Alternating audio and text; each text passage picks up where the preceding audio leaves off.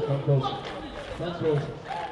I like to see when the older sisters in society is willing to engage in conversation because our younger sisters don't have an example. You understand? So now, what did you say? I say, sex without marriage is adultery. I did not say that. I said sex out of marriage is fornication. That's what I said. Fornication, you have to do in fornication. Yes. Fornicating, Right. but it's still adultery because you don't marry with the person you have, and you have sex every night or every whatever thing. Right. So the law of adultery was when one marries and they step out of that marriage, that's adultery. Fornication is sex out of that marriage. You understand? Before marriage. Before you marry, because that's why we used to you teach your children, right? Marry before you get into the bed. Correct? Let me tell you, if in case you married with your wife or your husband and all you live and you go in doing fornication, it's not adultery too? Start at 20. Repeat that. If you leave your wife, If it's like I am a woman, I leave my husband, Right. and I out, and I have another man in fornication, it's not adultery. it's adultery and fornication. It's both of them. All right, stay with me. Don't go nowhere. Hold on. So now, what we were talking about before you came, right, was application of the Word of God. So a lot of people know it and don't apply it. So you're telling your husband is, you have a husband. Not no more. I had a husband. All right, when And we depart from one another. Okay. But I live on my own. And I don't want no man to come and tell me they want to have sex. I am my husband. all right, because the laws of God said you cannot anyway. That's right. Okay, so hold on, wait. Now, you agree with the Bible when it says that if you separate, you cannot be involved with another man. You agree with it? I agree with you. Okay, there's something else here, and we're going to see if you agree, because we have to agree with God, and He talks us through this Bible. I want the part about, I said Matthew 5:20. Speaks about commit adultery. Yep. Matthew chapter 5, verse 27. Ye have heard that it was said by them of old time, thou shalt not commit adultery. But I say unto you, that whosoever look on a woman to lust after her has committed adultery with her already in his heart. So you That understand is that? true. You agree with that? I agree with Oh you. Lord, we good. Don't go nowhere, sis. I need you. Because the other people here depend on you. You agree with that? Now, we're going to get straight to the point because the sister want to leave. I want to make sure you understand another thing. Give it Zephaniah 1:8. Zephaniah 1:8. I want to know if you ever heard this in church. If you ever heard it in church, and if you did, whether you did or you didn't, I want you to see if you could help me or help everyone understand what is it saying. The book of Zephaniah, chapter 1, verse 8. The book of Zephaniah chapter 1, verse 8. And it shall come to pass in the day of the Lord's sacrifice. Do you know what is the day of the Lord's sacrifice?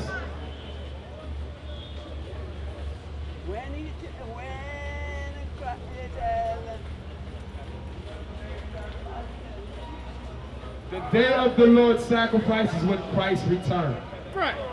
When Christ returned, He's going to sacrifice a lot of people that would not hear this word. Okay, that's the day of the Lord's sacrifice. Read that from the top. And it shall come to pass in the day of the Lord's sacrifice that I will punish the princes and the king's children and all such as are clothed with strange apparel. That are clothed with what?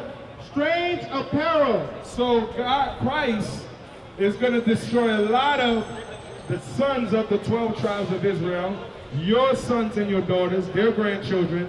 They're going to be destroyed. Why? Because they are in strange apparel. What is that saying? What is the strange apparel to the Bible?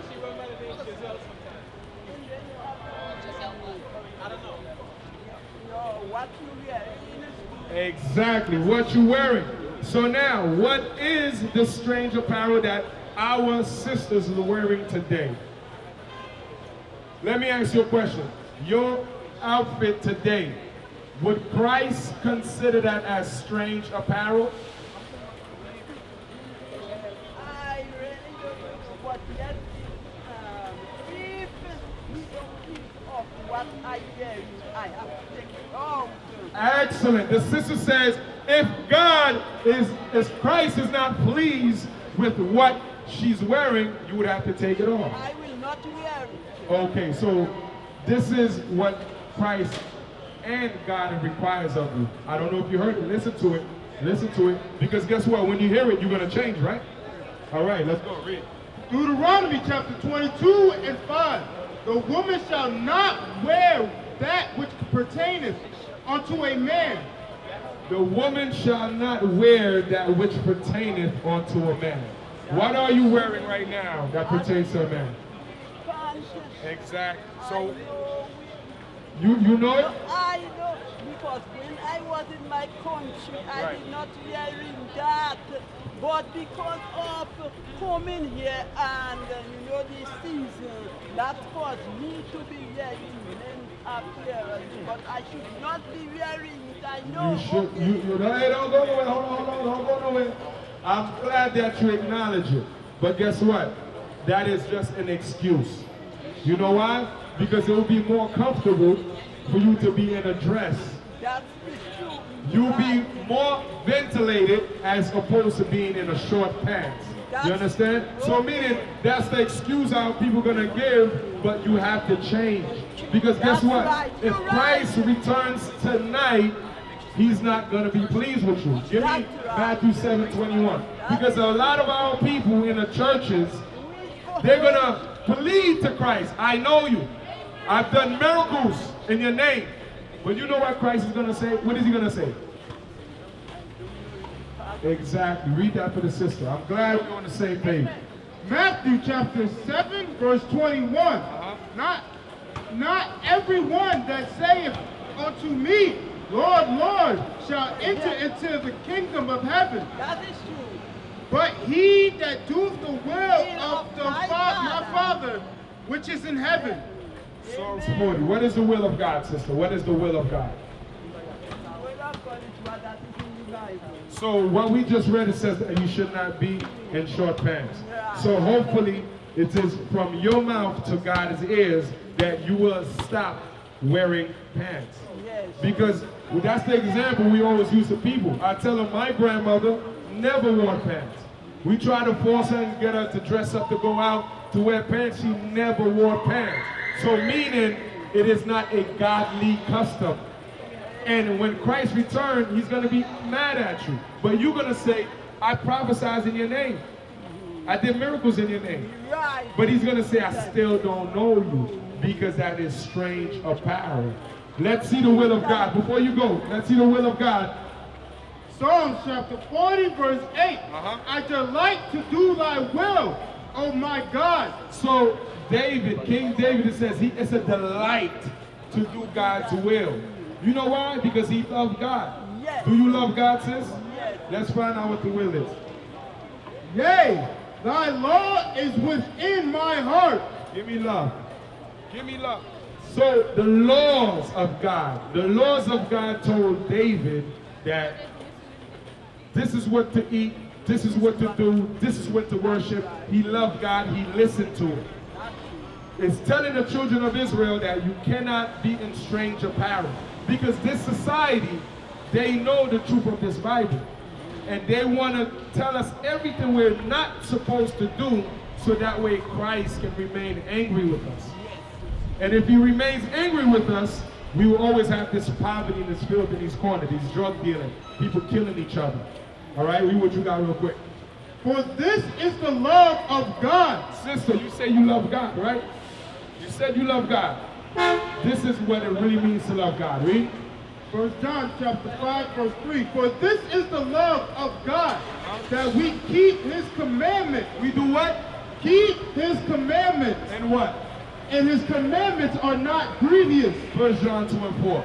Meaning to get in a dress is not a hard thing. No, There's many stores selling dresses. but I have dress. That's not Exactly. So what you do is you throw those in the garbage. Don't have them to tempt you to wear it because Christ is going to be angry with you. Because you don't want to be found a liar in front of Christ, do you? Listen to what he says about certain people. Read. 1 John chapter 2, verse 4. He that saith, I know him, and keep not his commandment, is a liar. So this is why Christ is going to say he don't know his people. You said, I know you, Christ. I love you. I worship you. Have a good one. I know you, I worship you, but you don't keep the commandments. That means you're a liar. You're lying to yourself because the elect knows the truth. God knows the truth. The angels know the truth. You're the only one saying that I love Christ and not keeping his commandments. You understand that, brother? Let's go to Jude 7. Let's go to Jude 7. Because I want to help my brother out. What we're saying is not of our own thinking. You hear me, big brother? What we're saying is coming from the Spirit of the Most High God. And this is how we taught to teach and uplift our people. Because a lot of stuff in here, our people don't even know that it exists. Give me Jude, the 7th verse. Jude chapter 1, verse 7. Even as Sodom and Gomorrah and the cities about them in like matter, giving themselves over to fornication. Giving themselves over to what? Over to fornication. Bro, you know what happened to Sodom and Gomorrah? What happened? I got extra. With what? If it gets crazy. With fire, brimstone and fire. So God destroyed that thing.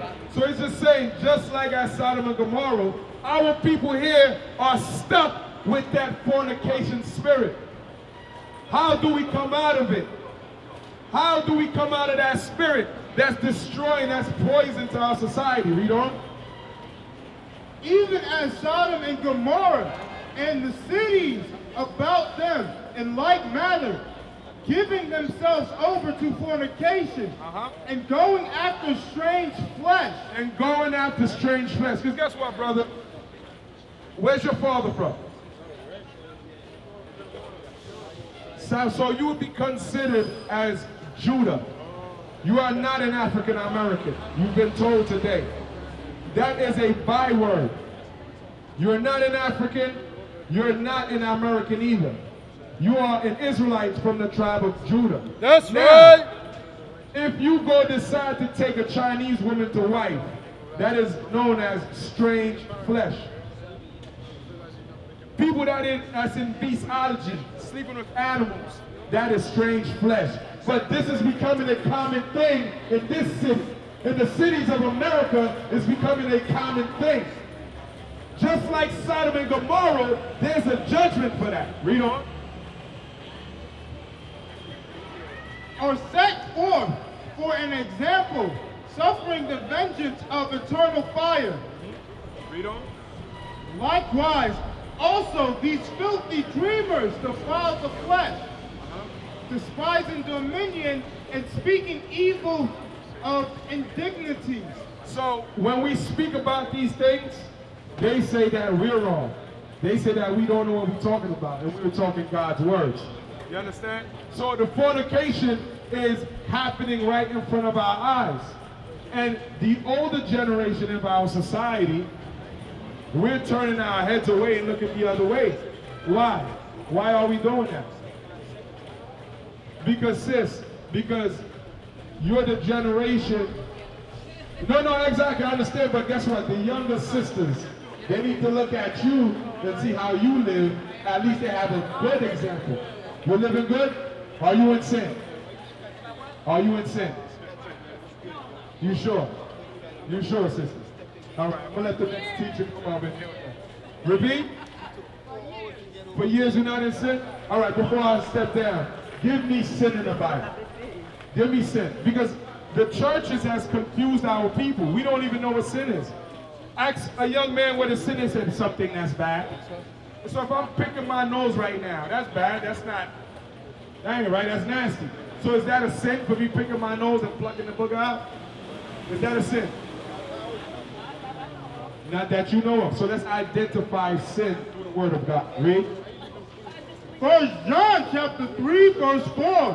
Whosoever committeth sin transgress also the law. Also the commandment.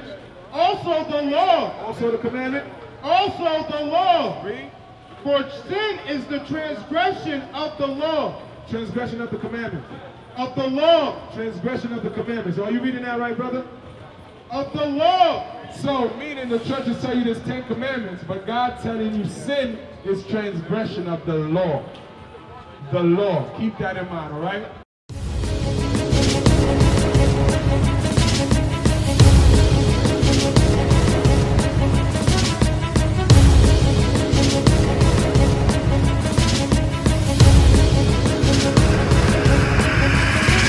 Shalom, Israel. I'm Elder Nathaniel of Israel United in Christ. YouTube likes to shut our channels down, as some of you have noticed, ever so often. Subscribing to join IUIC will assure you will always stay connected to our YouTube accounts. We want to do our best to make sure this truth gets out. Please click and join our subscriber YouTube channel called Join IUIC to stay linked to all of our videos. So again, please make sure you subscribe to this Join IUIC channel to get your latest updates from all our YouTube channels. Shalom.